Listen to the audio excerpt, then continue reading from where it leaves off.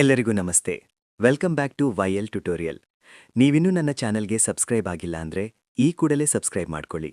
ಇವತ್ತಿನ ಈ ವಿಡಿಯೋದಲ್ಲಿ 4th sem BBA Kannada subject HV Savitramma ಅವರು ಬರೆದಿರುವ ಆದರ್ಶ ಎಂಬ ಪಾಠವನ್ನ ಸರಳವಾಗಿ ತಿಳಿಸ್ಕೊಡ್ತೇನೆ. ಈ ಕಥೆಯಲ್ಲಿ ಸತ್ಯವತಿ ಮತ್ತು ಅವಳ ಗಂಡ ಸುಂದರನ ಜೀವನವನ್ನ ಕೇಂದ್ರವಾಗಿಸಿಕೊಂಡು ಆದರ್ಶ, ತ್ಯಾಗ ಮತ್ತು ಜೀವನದ ವಾಸ್ತವಗಳನ್ನು ಚಿತ್ರಿಸಲಾಗಿದೆ. ಸುಂದರನು ಯುವಕನಾಗಿದ್ದಾಗಲೇ ಪ್ರತಿಭಾವಂತನಾಗಿದ್ದು ಜನರನ್ನ ಸೆಳೆಯುವ ಭಾಷಣ ಶಕ್ತಿಯುಳ್ಳವನಾಗಿದ್ದನು. ಸ್ವಾತಂತ್ರ್ಯ ಹೋರಾಟದಲ್ಲಿ ಭಾಗವಹಿಸಿ ಕಾರಾಗೃಹವನ್ನು ಅನುಭವಿಸಿದ್ದನು. ಈ ಕಾರಣದಿಂದ ಅವನ ಕುಟುಂಬದವರು ಆರಂಭದಲ್ಲಿ ಕಷ್ಟ ಅನುಭವಿಸಿದರು. ಆದರೆ ನಂತರ ದೇಶಕ್ಕೆ ಸ್ವಾತಂತ್ರ್ಯ ಸಿಕ್ಕ ಬಳಿಕ ಸುಂದರನು ದೊಡ್ಡ ಹುದ್ದೆಯನ್ನ ಪಡೆದನು ಮತ್ತು ಐಶ್ವರ್ಯದಿಂದ ಕೂಡಿದ ಜೀವನ ನಡೆಸಲು ಶುರುಮಾಡಿದನು. ಸತ್ಯವತಿ ಅವನ ಹೆಂಡತಿಯಾಗಿದ್ದು ಮದುವೆಯಾದ ನಂತರವೇ ಓದು ಬರಹ ಕಲಿತಳು. ಅವಳು ಸುಂದರನ ಆಶಯಗಳಿಗೆ ಅನುಗುಣವಾಗಿ ತನ್ನ ಜೀವನವನ್ನು ರೂಪಿಸಿಕೊಂಡಳು. ಅವನಿಗೆ ಸಂತೋಷ ನೀಡುವುದೇ ತನ್ನ ಧ್ಯೇಯವೆಂದುಕೊಂಡು ತನ್ನ ಸ್ವಂತ ಆಸೆಗಳನ್ನು ಬಲಿಕೊಟ್ಟಳು. ಆದರೆ ಐಶ್ವರ್ಯ ಮತ್ತು ಸುಖ ಸೌಲಭ್ಯಗಳ ಮಧ್ಯೆಯೂ ಸತ್ಯವತಿಯ ಮನಸ್ಸಿಗೆ ಶಾಂತಿ ಇರಲಿಲ್ಲ. ಹಿಂದಿನ ಕಷ್ಟದ ದಿನಗಳಲ್ಲಿದ್ದ ಮನಶಾಂತಿ ಈಗ ಕಾಣಿಸಲಿಲ್ಲ.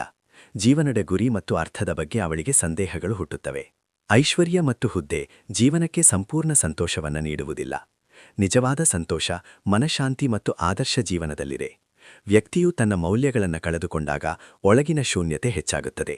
ಇದು ಆದರ್ಶ ಎಂಬ ಶೀರ್ಷಿಕೆಯ ಮೂಲಕ ನಿಜವಾದ ಆದರ್ಶ ಜೀವನವೆಂದರೆ ಏನು ಎಂಬುದನ್ನು ಆಳವಾಗಿ ಚಿಂತಿಸಲು ಪ್ರೇರೇಪಿಸುವ ಕಥೆಯಾಗಿದೆ. ಈ ಭಾಗದಲ್ಲಿ ಸತ್ಯವತಿ ಮತ್ತು ಸುಂದರನ ಜೀವನದ ಆದರ್ಶ ಭಾವನೆ, ತ್ಯಾಗ ಮತ್ತು ಹೋರಾಟದ ಹಂತವನ್ನು ವಿವರಿಸಲಾಗಿದೆ.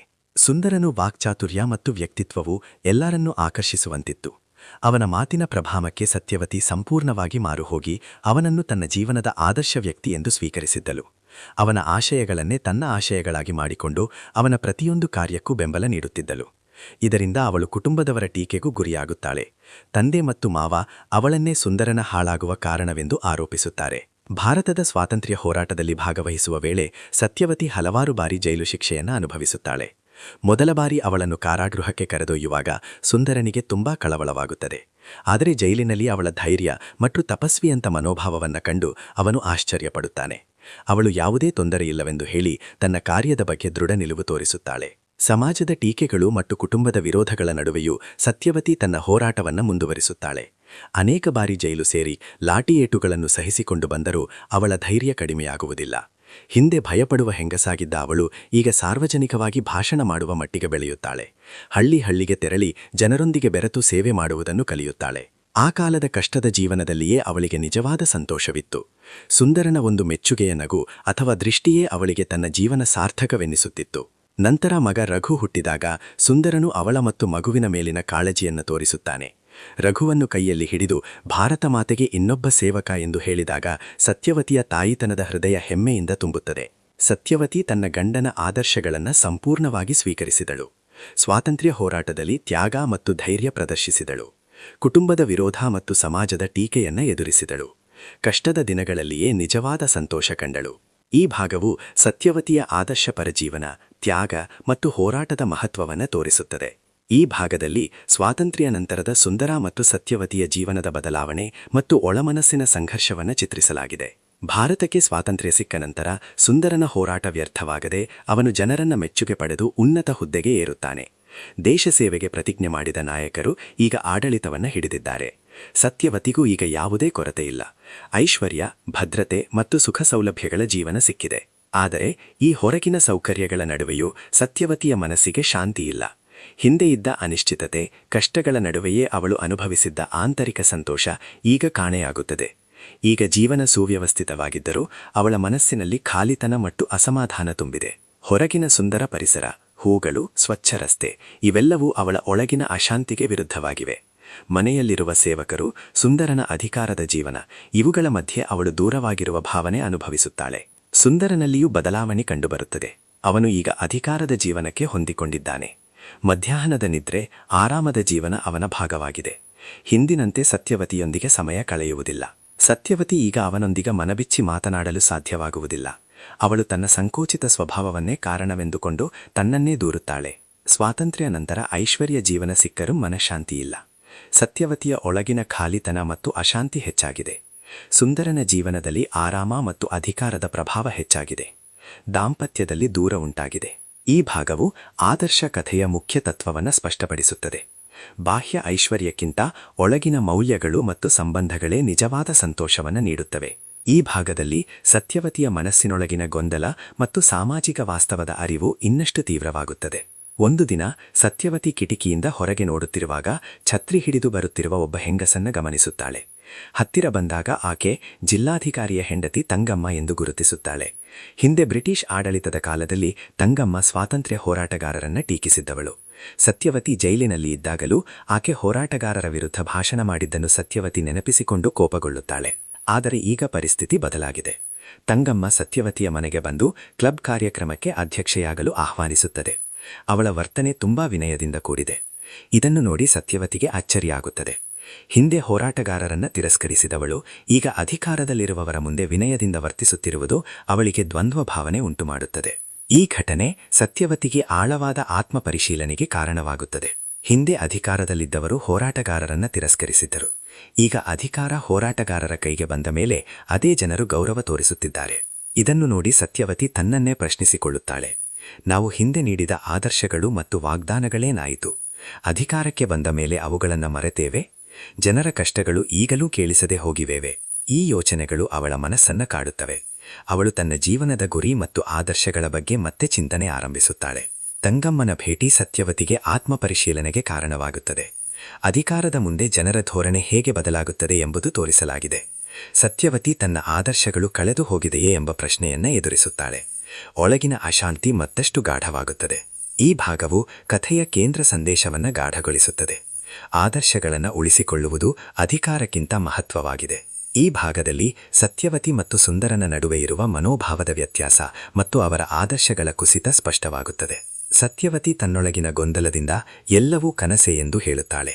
ಅವಳ ಮಾತುಗಳು ಅವಳ ಆಂತರಿಕ ಅಸಮಾಧಾನವನ್ನು ತೋರಿಸುತ್ತವೆ. ಸುಂದರನಿಗೆ ಅವಳ ಮನಸ್ಥಿತಿ ಅರ್ಥವಾಗುವುದಿಲ್ಲ. ಅವನು ಅವಳನ್ನು ಸದಾ ಚಿಂತೆಯಲ್ಲಿ ಮುಳುಗಿರುವವಳಂತೆ ಕಾಣುತ್ತಾನೆ. ಕ್ಲಬ್ ಕಾರ್ಯಕ್ರಮಗಳ ಬಗ್ಗೆ ಮಾತನಾಡುವ ವೇಳೆ ಸತ್ಯವತಿಗೆ ಇಂತಹ ಸತ್ಕಾರ ಕೂಟಗಳು ಕಪಟ ಮತ್ತು ಮೇಲ್ಮೈತನದ ಸಂಕೇತವಾಗಿ ಕಾಣುತ್ತವೆ. ಹಿಂದಿನ ದಿನಗಳಲ್ಲಿ ಸುಂದರನು ಇಂತಹ ಕೃತಕ ಭಾಷಣಗಳನ್ನು ಹಾಸ್ಯ ಮಾಡುತ್ತಿದ್ದನು. ಆದರೆ ಈಗ ಅವನೇ ಅಂತಹ ಭಾಷಣಗಳನ್ನು ಮಾಡುತ್ತಿದ್ದು ಅದರಲ್ಲಿ ಕಪಟವನ್ನ ಅರಿಯುವುದಿಲ್ಲ. ಇದರಿಂದ ಸತ್ಯವತಿಗೆ ಅವನು ಬಹಳ ಬದಲಾಗಿದ್ದಾನೆ ಎಂಬ ಅನುಮಾನ ಮೂಡುತ್ತದೆ. ಇದರಲ್ಲಿ ಮುಖ್ಯ ತಿರುವು ಏನೆಂದರೆ ಕೋದಂಡರಾಯ ಎಂಬ ವ್ಯಕ್ತಿಯ ಆಗಮನ. ಹಿಂದೆ ಅವನು ಜನರನ್ನ ದೋಚಿ ಶ್ರೀಮಂತನಾದವನಾಗಿ ಜನರಿಂದ ದ್ವೇಷಿಸಲ್ಪಟ್ಟವನಾಗಿದ್ದನು.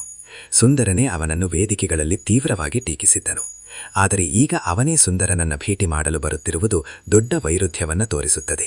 ಸುಂದರನ ಆದರ್ಶಗಳು ಕುಸಿದಿರುವುದು ಸ್ಪಷ್ಟವಾಗುತ್ತದೆ. ಅಧಿಕಾರ ಮತ್ತು ಐಶ್ವರ್ಯ ವ್ಯಕ್ತಿಯನ್ನು ಹೇಗೆ ಬದಲಾಯಿಸುತ್ತವೆ ಎಂಬುದು ತೋರಿಸುತ್ತದೆ. ಸತ್ಯವತಿಯ ಒಳಗಿನ ನಿರಾಸೆ ಇನ್ನಷ್ಟು ಗಾಢವಾಗುತ್ತದೆ. ಸತ್ಯವತಿಯ ಮನಸ್ಸಿನಲ್ಲಿ ಖಾಲಿತನ ಮತ್ತು ಗೊಂದಲ. ಸುಂದರನ ವ್ಯಕ್ತಿತ್ವದಲ್ಲಿ ಬದಲಾವಣೆ, ಆದರ್ಶದಿಂದ ಕಪಟ, ಸಮಾಜದ ಕಪಟ ಸತ್ಕಾರ ಸಂಸ್ಕೃತಿ, ಕೋದಂಡರಾಯನ ಆಗಮನದಿಂದ ಮೂಡುವ ವೈರುಧ್ಯ. ಈ ಭಾಗವು ಕಥೆಯ ಪ್ರಮುಖ ಸಂದೇಶವನ್ನು ಬಲಪಡಿಸುತ್ತದೆ. ಆದರ್ಶಗಳನ್ನು ಬಿಟ್ಟು ಅಧಿಕಾರ ಮತ್ತು ಐಶ್ವರ್ಯವನ್ನು ಅಪ್ಪಿಕೊಂಡಾಗ ವ್ಯಕ್ತಿಯ ಮೂಲ ಮೌಲ್ಯಗಳು ಕಳೆದು ಹೋಗುತ್ತವೆ. ಈ ಭಾಗದಲ್ಲಿ ಸುಂದರನ ಆದರ್ಶಗಳ ಸಂಪೂರ್ಣ ಬದಲಾವಣೆ ಮತ್ತು ಸತ್ಯವತಿಯ ಒಳಗಿನ ತೀವ್ರ ಅಸಮಾಧಾನ ಸ್ಪಷ್ಟವಾಗಿ ವ್ಯಕ್ತವಾಗುತ್ತದೆ.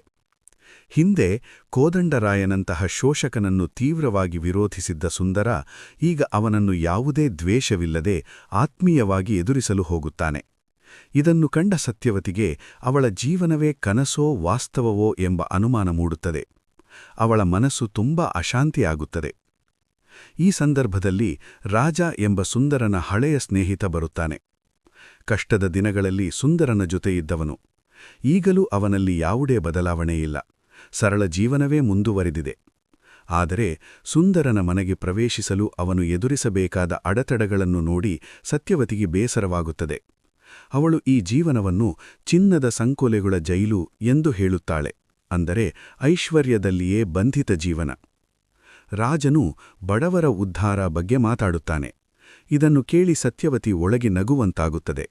ಏಕೆಂದರೆ ಅವರು ಈಗ ಬಡವರ ಜೀವನದಿಂದ ದೂರವಾಗಿದ್ದಾರೆ. ಅವರ ಆದರ್ಶಗಳು ಕೇವಲ ಮಾತಿನಲ್ಲಿಯೇ ಉಳಿದಿವೆ. ಸುಂದರನ ಆದರ್ಶಗಳು ಸಂಪೂರ್ಣವಾಗಿ ಕುಸಿದಿವೆ. ಕೋದಂಡರಾಯನೊಂದಿಗೆ ಅವನ ಸ್ನೇಹಿತ ದೊಡ್ಡ ವೈರುಧ್ಯ. ಸತ್ಯವತಿಗೆ ಐಶ್ವರ್ಯ ಜೀವನ ಚಿನ್ನದ ಸಂಕೊಲೆಗಳ ಜೈಲು ಅನ್ನಿಸುತ್ತದೆ. ರಾಜನ ಮೂಲಕ ಹಳೆಯ ಆದರ್ಶ ಜೀವನದ ನೆನಪು ಮೂಡುತ್ತದೆ. ಬಡವರ ಸೇವೆ ಕೇವಲ ಮಾತಿನ ಮಟ್ಟಕ್ಕೆ ಇಳಿದಿದೆ. ಆದರ್ಶಗಳನ್ನು ಮರೆತು ಅಧಿಕಾರ ಮತ್ತು ಐಶ್ವರ್ಯವನ್ನು ಅಪ್ಪಿಕೊಂಡಾಗ ಜೀವನ ಅರ್ಥವಿಲ್ಲದ ಬಂಗಾರದ ಬಂಧನವಾಗುತ್ತದೆ. ಈ ಕಥೆಯಲ್ಲಿ ಸತ್ಯವತಿ ಮತ್ತು ಸುಂದರ ಎಂಬ ದಂಪತಿಗಳ ಜೀವನದ ಮೂಲಕ ಆದರ್ಶ ಮತ್ತು ವಾಸ್ತವದ ನಡುವಿನ ಸಂಘರ್ಷವನ್ನು ಚಿತ್ರಿಸಲಾಗಿದೆ. ಸ್ವಾತಂತ್ರ್ಯ ಹೋರಾಟದ ದಿನಗಳಲ್ಲಿ ಸುಂದರನು ಆದರ್ಶವಾದಿ ನಾಯಕನಾಗಿದ್ದನು. ಅವನ ಪ್ರಭಾವದಿಂದ ಸತ್ಯವತಿಯೂ ಚಳುವಳಿಯಲ್ಲಿ ಭಾಗವಹಿಸಿ ಕಷ್ಟಗಳನ್ನು ಸಹಿಸಿಕೊಂಡಾಲೂ ದೇಶ ಸೇವೆಗೆ ತೊಡಗಿದ್ದಳು. ಆ ದಿನಗಳಲ್ಲಿ ಅವರ ಜೀವನದಲ್ಲಿ ಬಡತನವಿದ್ದರೂ ಉದ್ದೇಶ ಮತ್ತು ತ್ಯಾಗದಿಂದ ತುಂಬಿದ ಸಂತೋಷ ಇತ್ತು. ಆದರೆ ಸ್ವಾತಂತ್ರ್ಯ ಬಂದ ನಂತರ ಸುಂದರನು ಉನ್ನತ ಹುದ್ದೆಗೆ ಏರಿ ಐಶ್ವರ್ಯ ಮತ್ತು ಅಧಿಕಾರದ ಜೀವನವನ್ನು ನಡೆಸಲು ಆರಂಭಿಸುತ್ತಾನೆ. ಈ ಸಂದರ್ಭದಲ್ಲಿ ಅವನ ವ್ಯಕ್ತಿತ್ವದಲ್ಲಿ ಬದಲಾವಣೆ ಬರುತ್ತದೆ. ಹಿಂದಿನ ಆದರ್ಶಗಳು ಮಸುಕಾಗುತ್ತವೆ. ಈಗ ಅವನು ಕಪಟಭರಿತ ಸಭೆಗಳು, ಗೌರವ ಸಮಾರಂಭಗಳು ಮತ್ತು ಅಧಿಕಾರದ ಸುಖಗಳಲ್ಲಿ ತೊಡಗಿಕೊಂಡಿರುತ್ತಾನೆ. ಸತ್ಯವತಿಗೆ ಈ ಬದಲಾವಣೆ ತೀವ್ರವಾಗಿ ತೋರುತ್ತದೆ. ಅವಳಿಗೆ ಈಗಿನ ಐಶ್ವರ್ಯದಲ್ಲೂ ಮನಃಶಾಂತಿಯಿಲ್ಲ.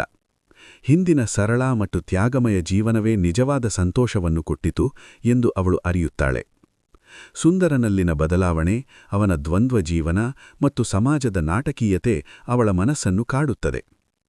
ರಾಜ ಎಂಬ ಹಳೆಯ ಸ್ನೇಹಿತನ ಭೇಟಿ ಸತ್ಯವತಿಗೆ ಹಿಂದಿನ ದಿನಗಳನ್ನು ನೆನಪಿಸುತ್ತದೆ.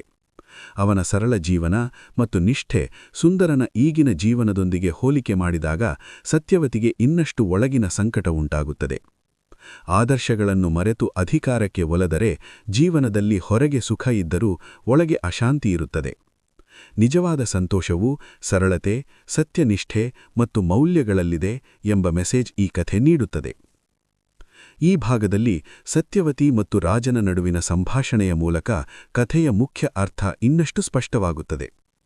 ಸಂಜೆಯ ಸಮಯದಲ್ಲಿ ರಾಜನು ಇಂಗ್ಲಿಷ್ ಕವಿ ಆಲ್ಫ್ರೆಡ್ ಲಾರ್ಡ್ ಟೆನ್ನಿಸನ್ ಅವರ ದ ಲೋಟಸ್ ಈಟರ್ಸ್ ಪದ್ಯವನ್ನು ಉಲ್ಲೇಖಿಸುತ್ತಾನೆ. ಆ ಪದ್ಯದಲ್ಲಿ ಜೀವನದ ಹೋರಾಟಗಳಿಂದ ಬೇಸತ್ತು ವಿಶ್ರಾಂತಿ ಬಯಸುವ ಮನಸ್ಥಿತಿಯನ್ನು ವಿವರಿಸಲಾಗಿದೆ. ಇದನ್ನು ಉದಾಹರಣೆಯಾಗಿ ಹೇಳಿ, ಜೀವನದಲ್ಲಿ ಪರಿಸ್ಥಿತಿ ಬದಲಾಗಿದ್ದಾಗ ಮನುಷ್ಯನ ಮನಸ್ಸು ಕೂಡ ಬದಲಾಗುವುದು ಸಹಜ ಎಂದು ರಾಜ ಹೇಳುತ್ತಾನೆ. ರಾಜನ ಮಾತುಗಳಲ್ಲಿ ಸುಂದರನ ಬದಲಾವಣೆಯನ್ನು ಸಮರ್ಥಿಸುವ ಮನೋಭಾವವಿದೆ. ಅವನು ಸತ್ಯವತಿಗೆ ತಾಳ್ಮೆಯಿಡಲು ಸಲಹೆ ಕೊಡುತ್ತಾನೆ. ಆದರೆ ಸತ್ಯವತಿಗೆ ಆಂತರಿಕ ಸಂಕಟ ಕಡಿಮೆಯಾಗುವುದಿಲ್ಲ. ಅವಳು ತನ್ನ ಜೀವನದಲ್ಲಿ ಇಟ್ಟಿದ್ದ ಆದರ್ಶಗಳು ಈಡೇರಲಿಲ್ಲವೆಂಬ ನೋವಿನಿಂದ ಬಳಲುತ್ತಾಳೆ. ಈ ನಡುವೆ ಸುಂದರನು ಕೋದಂಡರಾಯನ ಮನೆಗೆ ಹೋಗುವುದಾಗಿ ಹೇಳಿ ಹೊರಟು ಹೋಗುತ್ತಾನೆ. ಕೋದಂಡರಾಯನು ಹಿಂದೆ ದುಷ್ಟನಾಗಿ ಕಾಣಿಸಿಕೊಂಡಿದ್ದರೂ ಈಗ ಸುಂದರನು ಅವನೊಂದಿಗೆ ಬೆರೆತು ಹೋಗಿರುವುದು ಸ್ಪಷ್ಟವಾಗುತ್ತದೆ. ಇದರಿಂದ ರಾಜನಿಗೂ ಸುಂದರನ ಬದಲಾವಣೆ ಸ್ಪಷ್ಟವಾಗುತ್ತದೆ. ಸುಂದರನು ತನ್ನ ಹಿಂದಿನ ಆದರ್ಶಗಳಿಂದ ದೂರವಾಗಿದ್ದಾನೆ. ಸತ್ಯವತಿ ತನ್ನ ಜೀವನದ ಮೌಲ್ಯಗಳು ಕುಸಿಯುತ್ತಿರುವುದರಿಂದ ಮಾನಸಿಕ ಸಂಕಟ ಅನುಭವಿಸುತ್ತಾಳೆ. ರಾಜನು ಪರಿಸ್ಥಿತಿಯನ್ನು ಸಹಜ ಬದಲಾವಣೆ ಎಂದು ನೋಡುತ್ತಿದ್ದರೂ ಸತ್ಯವತಿಯ ದೃಷ್ಟಿಯಲ್ಲಿ ಇದು ಮೌಲ್ಯಗಳ ಹೀನತೆ.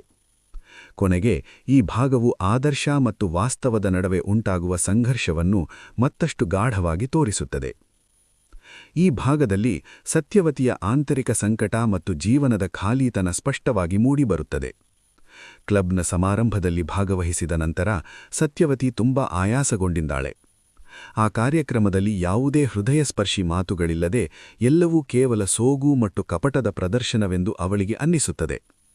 ಇದರಿಂದ ಅವಳು ತನ್ನ ಜೀವನದ ಉದ್ದೇಶವನ್ನು ಪ್ರಶ್ನಿಸಲು ಪ್ರಾರಂಭಿಸುತ್ತಾಳೆ. ಅವಳು ಮಹಾತ್ಮ ಗಾಂಧಿ, ಬಾಪೂಜಿ ಅವರ ತ್ಯಾಗಮಯ ಜೀವನವನ್ನು ನೆನೆದು ತನ್ನ ಜೀವನದೊಂದಿಗೆ ಹೋಲಿಸುತ್ತಾಳೆ. ದೇಶಸೇವೆ ಎಂದರೆ ಸರಳತೆ, ತ್ಯಾಗ ಮತ್ತು ಜನರ ಕಷ್ಟಗಳಿಗೆ ಸ್ಪಂದಿಸುವುದಾಗಿರಬೇಕು ಎಂದು ಅವಳು ಅರಿಯುತ್ತಾಳೆ. ಆದರೆ ತನ್ನ ಜೀವನದಲ್ಲಿ ಅದು ಇಲ್ಲದಿರುವುದರಿಂದ ಅವಳಿಗೆ ತನ್ನ ಮೇಲೆಯೇ ತಿರಸ್ಕಾರ ಉಂಟಾಗುತ್ತದೆ. ಈ ಸಮಯದಲ್ಲಿ ಸುಂದರ ಸಂತೋಷದಿಂದ ಮನೆಗೆ ಬಂದು ತನಗೆ ಸತ್ಕಾರಕೂಟ ಏರ್ಪಡಿಸಿರುವ ಸುದ್ದಿ ಹೇಳುತ್ತಾನೆ. ಆದರೆ ಸತ್ಯವತಿಗೆ ಈ ಗೌರವಗಳು ಅರ್ಥಹೀನವಾಗಿಯೇ ಕಾಣುತ್ತವೆ. ಅವಳು ಈ ಸಾಧನೆಗಳ ಹಿಂದಿನ ಖಾಲಿತನವನ್ನು ಗುರುತಿಸುತ್ತಾಳೆ. ಅವಳು ಮನಃಶಾಂತಿಗಾಗಿ ಊರಿಗೆ ಹೋಗಬೇಕೆಂದು ಕೇಳಿದರೂ ಸುಂದರ ತನ್ನ ವ್ಯಸ್ತ ಜೀವನದ ಕಾರಣದಿಂದ ನಿರಾಕರಿಸುತ್ತಾನೆ. ಇದರಿಂದ ಸತ್ಯವತಿಗೆ ತನ್ನ ಜೀವನವೇ ಒಂದು ಸಹಾರಾ ಮರುಭೂಮಿಯಂತಾಗಿದೆ ಎಂಬ ಭಾವನೆ ಬರುತ್ತದೆ. ಅಂದರೆ ಹೊರಗೆ ಐಶ್ವರ್ಯ ಇದ್ದರೂ ಒಳಗೆ ಖಾಲಿತನ ಮತ್ತು ನಿರ್ಜೀವತೆ ಮಾತ್ರ ಇದೆ. ಸತ್ಯವತಿ ತನ್ನ ಜೀವನದ ನಿಜವಾದ ಉದ್ದೇಶವನ್ನು ಹುಡುಕುತ್ತಾಳೆ. ಸುಂದರನು ಹೊರಗಿನ ಗೌರವ ಮತ್ತು ಅಧಿಕಾರದಲ್ಲಿ ಮುಳುಗಿಕೊಂಡಿದ್ದಾನೆ. ಆದರ್ಶಗಳನ್ನು ಮರೆತ ಜೀವನವು ಒಳಗೆ ಖಾಲಿಯಾಗುತ್ತದೆ ಎಂಬ ಮೆಸೇಜ್ ಇಲ್ಲಿ ಸ್ಪಷ್ಟವಾಗುತ್ತದೆ. ಈ ಭಾಗದಲ್ಲಿ ಕಥೆಯ ತಾತ್ಪರ್ಯ ಸ್ಪಷ್ಟವಾಗಿ ಹೊರಹೊಮ್ಮುತ್ತದೆ. ಸತ್ಯವತಿ ಮನಃಶಾಂತಿಗಾಗಿ ಮನೆ ಬಿಟ್ಟು ಹೊರಟು ನಿಸ್ವಾರ್ಥ ಸೇವೆಯಲ್ಲಿ ತೊಡಗಿಕೊಳ್ಳುತ್ತಾಳೆ. ದೀನರು, ಅನಾಥರು ಮತ್ತು ಬಡವರ ಸೇವೆ ಮಾಡುವುದರಿಂದ ಅವಳು ನಿಜವಾದ ಶಾಂತಿಯನ್ನು ಕಂಡುಕೊಳ್ಳುತ್ತಾಳೆ. ಅವಳ ಜೀವನ ಈಗ ಸರಳವಾಗಿದೆ, ಅರ್ಥಪೂರ್ಣವಾಗಿದೆ. ಆದರೂ ಕೆಲವೊಮ್ಮೆ ಸುಂದರನ ನೆನಪು ಅವಳ ಮನಸ್ಸನ್ನು ಕಾಡುತ್ತದೆ. ಒಂದು ದಿನ ಸುಂದರನು ಅವಳನ್ನು ಹುಡುಕಿಕೊಂಡು ಬರುತ್ತಾನೆ. ಮೊದಲಿಗೆ ಸತ್ಯವತಿಗೆ ಸಂತೋಷವಾಗುತ್ತದೆ. ಅವನು ಮತ್ತೆ ನನ್ನನ್ನು ಕರೆದುಕೊಂಡು ಹೋಗಲು ಬಂದಿದ್ದಾನೆ ಎಂದು ಅವಳು ಭಾವಿಸುತ್ತಾಳೆ. ಆದರೆ ಸುಂದರನ ಮಾತುಗಳಲ್ಲಿ ಪ್ರೀತಿಯಿಲ್ಲ. ಬದಲಾಗಿ ಸಮಾಜದ ಮಾತುಗಳ ಬಗ್ಗೆ ಕಾಳಜಿ ಮತ್ತು ಅನುಮಾನ ಮಾತ್ರ ಕಾಣುತ್ತದೆ. ಅವನು ಸತ್ಯವತಿಯ ನಿರ್ಧಾರವನ್ನು ಅರ್ಥಮಾಡಿಕೊಳ್ಳುವುದಿಲ್ಲ. ಇದರಿಂದ ಸತ್ಯವತಿಯ ಮನಸ್ಸಿನಲ್ಲಿ ಸುಂದರನ ಬಗ್ಗೆ ಇದ್ದ ಆದರ್ಶಮಯ ಭಾವನೆ ಸಂಪೂರ್ಣವಾಗಿ ನಾಶವಾಗುತ್ತದೆ. ಅವಳು ದೃಢವಾಗಿ ಹೇಳುತ್ತಾಳೆ, ತಾನು ಈಗ ಮಹಾತ್ಮ ಗಾಂಧಿ ಅವರ ಆದರ್ಶದ ಮಾರ್ಗದಲ್ಲಿಯೇ ಬದುಕುತ್ತಿರುವೆನೆಂದು. ಸುಂದರನು ಅವಳ ಬದಲಾವಣೆಯನ್ನು ನೋಡಿ ಆಶ್ಚರ್ಯಗೊಳ್ಳುತ್ತಾನೆ. ಅವಳ ಮುಂದೆ ನಿಂತಿರುವ ಸರಳ, ನಿಸ್ವಾರ್ಥ ಜೀವನದ ಪ್ರತಿರೂಪವನ್ನು ಕಂಡು ಮಾತಾಡಲು ಅಸಹಾಯನಾಗಿ ಹಿಂತಿರುಗುತ್ತಾನೆ. ಸತ್ಯವತಿ ನಿಜವಾದ ಆದರ್ಶ ಜೀವನವನ್ನು ಆಯ್ಕೆ ಮಾಡುತ್ತಾಳೆ. ಸುಂದರನು ಅಧಿಕಾರ ಮತ್ತು ಸಮಾಜದ ಬಂಧನಗಳಲ್ಲಿ ಸಿಕ್ಕಿಕೊಂಡವನಾಗಿ ಉಳಿಯುತ್ತಾನೆ. ನಿಜವಾದ ಸಂತೋಷ ಮತ್ತು ಶಾಂತಿ ನಿಸ್ವಾರ್ಥ ಸೇವೆ ಮತ್ತು ಸತ್ಯನಿಷ್ಠೆಯಲ್ಲಿದೆ ಎಂಬ ಮೆಸೇಜ್ ಕಥೆ ನೀಡುತ್ತದೆ. ಕೊನೆಗೆ ಈ ಕಥೆ ಹೇಳುವುದು, ಆದರ್ಶಗಳನ್ನು ಜೀವನದಲ್ಲಿ ಅನುಸರಿಸುವವರು ಮಾತ್ರ ನಿಜವಾದ ಅರ್ಥಪೂರ್ಣ ಜೀವನವನ್ನು ಕಾಣುತ್ತಾರೆ.